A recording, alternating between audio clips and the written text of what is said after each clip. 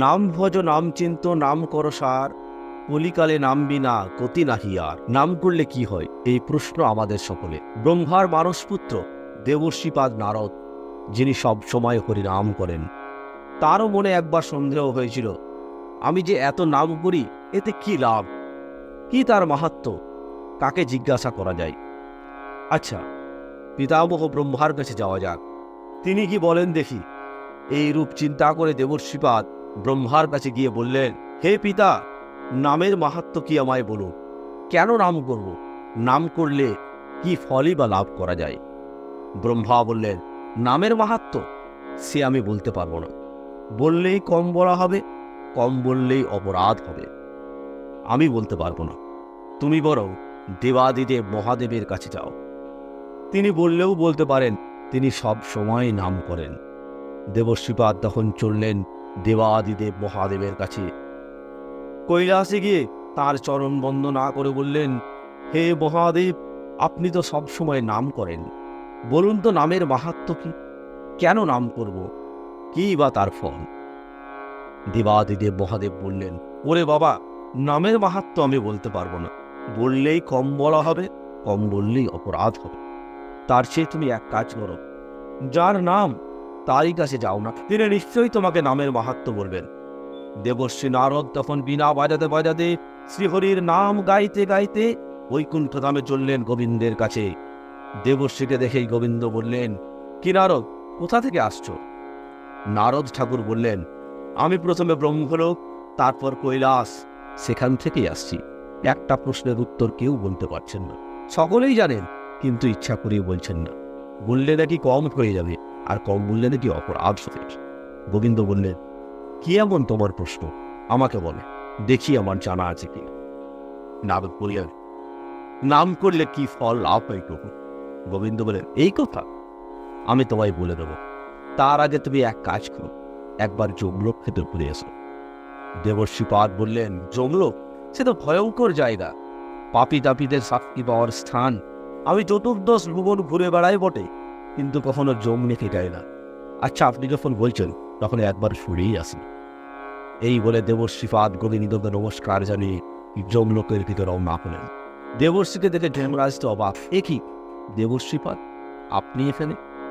প্রশ্ন করে তাড়াতাড়ি পাদ্য অর্ঘ্য দিয়ে তার পূজা করে সিংহাসনে বসিয়ে বললেন, আপনার এখানে আগমন কি মনে করে? আপনার মতো ব্যক্তি এই নরক দর্শনে আসবেন এ তো ভাবতেও পারি না। তা বলুন, কিসের জন্য এসেছেন? নারদ বললেন, আমি বৈকুণ্ঠ ধামে প্রভুর কাছে গিয়ে নামের মাহাত্ম্য কি জিজ্ঞাসা করতেই তিনি আমাকে এখানে পাঠিয়ে দিলেন। আপনি নিশ্চয়ই নামের মাহাত্ম্য জানেন, তাহলে বলুন। ধর্মরাজ বললেন, আমাকে প্রশ্ন করছেন, আমি বলতে পারবো না। নারদ ঠাকুর বললেন, তাহলে আর কি করা যাবে, তার চেয়ে ফিরেই যাই। ধর্মরাজ বললেন, ফিরে যাবে?